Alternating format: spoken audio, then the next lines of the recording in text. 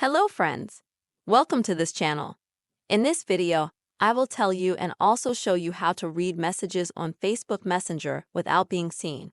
Don't forget, dear friends, to subscribe to our channel. Be sure to put likes under this video and also please write your comments. So let's go friends, we are going to get down to this topic. First of all, please open up the app in Messenger. Next, you'll need to go to the menu section or click on the three bars. Next, click on the gear.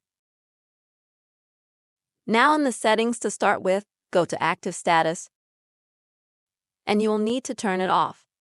This way, friends, no one on Facebook Messenger will be able to see whether you are currently active or not.